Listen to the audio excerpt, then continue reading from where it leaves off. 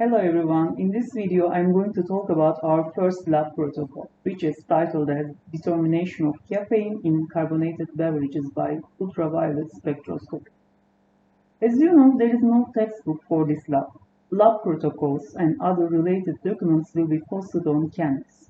In the lab, we will follow the same schedule with the lecture. Let's see this week's lab procedure.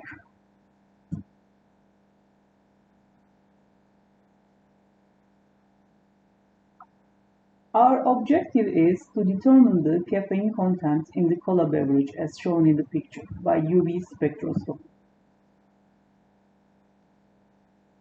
We start our experiment with degassing our beverage by pouring it back and forth several times between two beakers.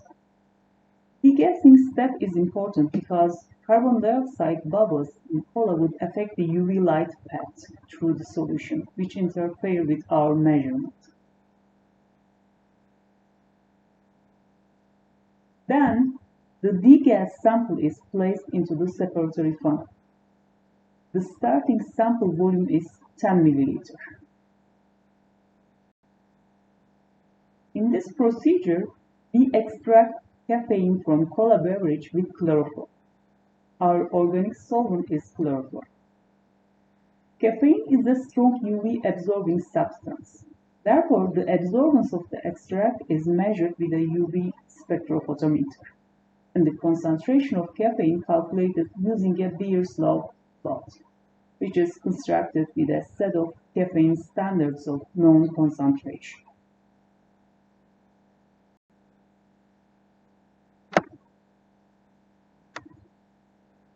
Before caffeine extraction, we want to remove the other UV-absorbing substances that might interfere with our caffeine measurement. For example, the sugar and dyes found in the cola would interfere in the UV measurement by absorbing in the same range as caffeine. To remove those UV-absorbing substances, sequentially the sample is oxidized with potassium permanganate and then reduced with reducing solution, which contains sodium sulfide and potassium thiocyanate.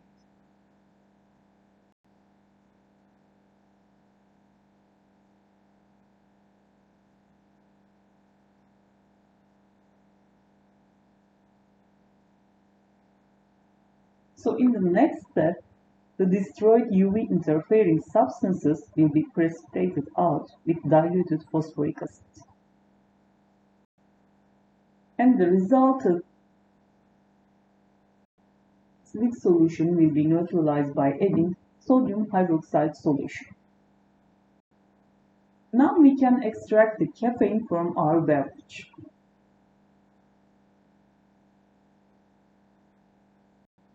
So for this purpose, we add chloroform to the separatory funnel.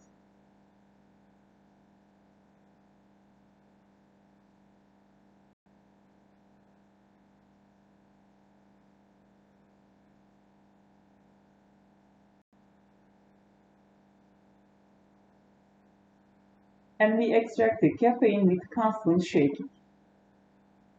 You need to rock separatory funnel back and forth a couple of times, holding glass stopper with a gentle rocking motion.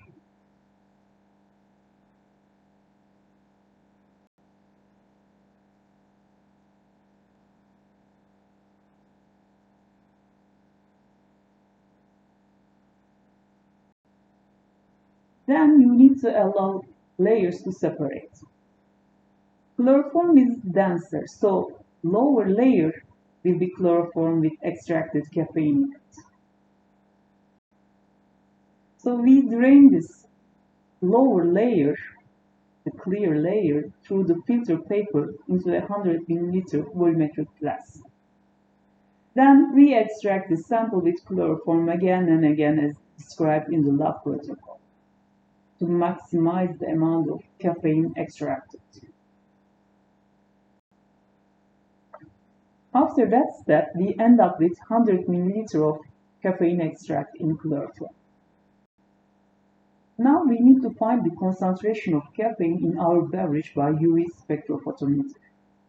For this purpose, first we need to obtain the absorbance spectrum of caffeine to select the optimum wavelength to measure the absorbance of the working standards and the sample extract at the selected wavelength. To obtain the caffeine spectrum, we do wavelength scan by allowing the instrument to scan through different wavelengths. Standard range is between 200 to 800 nanometers. First, we need to blend the instrument with chloroform, since our solvent is chloroform. We want to eliminate the absorbance reading coming from chloroform.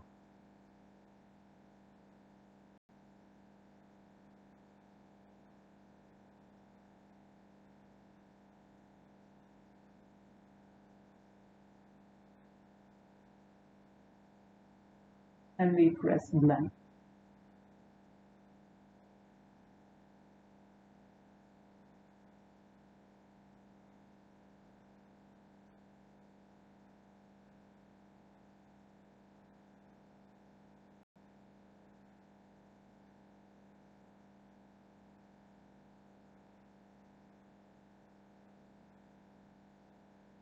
Now we pick one of the caffeine standard solutions that we prepared from stock solution before and read the sample.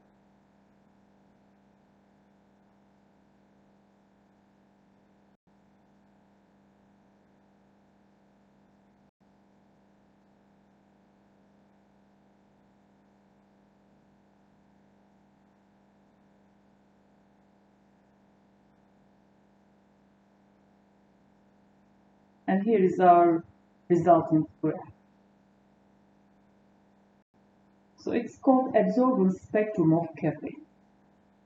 Here we decide the optimum wavelength to be used for measuring the absorbance of the standards and our sample extract. So how do we decide? We find the maximum absorbance peak at which the highest absorbance is recorded.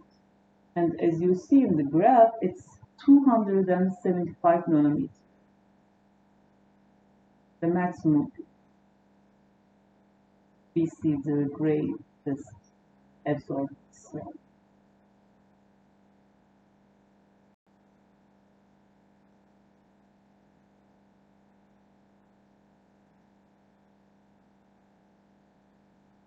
Now we can continue measuring the absorbances of working standard solutions to create standard curve.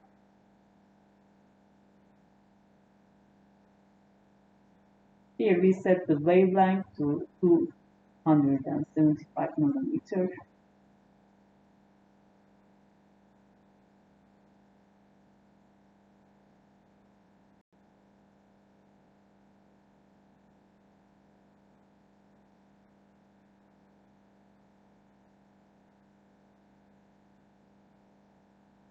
And we enter the concentration starting from lowest to highest.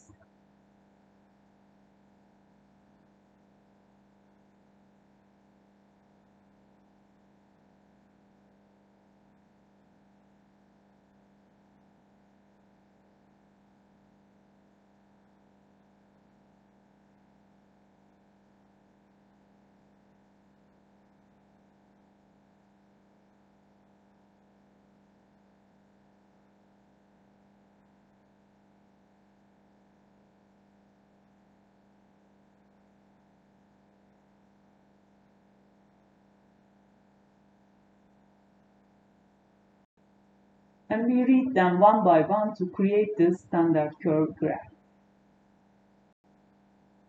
The standard curve graph looks like this on the instrument screen.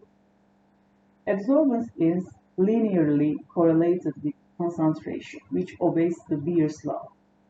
And here you see all the data. You can write the equation of the line by using these values. Then all you have to do is pop the sample absorbance reading into the equation and solve for the concentration of caffeine in the extract. You can also compare your calculated value with the amount of caffeine on the label. as you see here. Okay, let's talk about lab report format.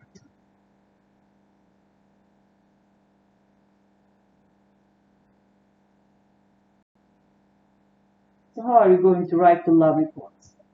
So this is the report template we can also find on Canvas. Follow the instructions on lab report template given. We need to follow the same order. Start with the title and objective, principles, chemical equations, data and calculations, discussion section, and references at the end.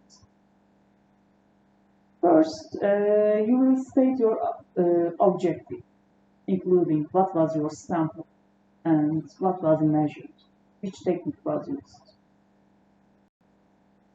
Then, in principles, you will describe the principles of the experimental procedures performed. What was the purpose of adding those chemical reagents in the lab protocol? You should also have a brief explanation of the technique or instrument used. Include chemical equations here, necessary. There is none for this lab exercise. So in data and calculations, you need to show all calculations here. You can also present your data as figures or tables in this section. So here you are just presenting your data and results. You don't need to discuss why. In discussion section, you are going to discuss your results. You need to explain why happened like that, what data were you expecting, is there any experimental errors.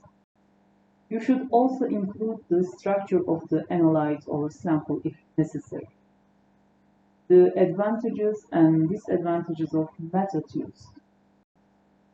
You will also see some discussion questions given in lab protocol. It's at the end in notes section. You need to answer them in discussion section as well. And the last section is reference. Here you need to include all the references you used in the text. Here you also need to reference the lab methods used in this lab exercise, which is AOAC official method.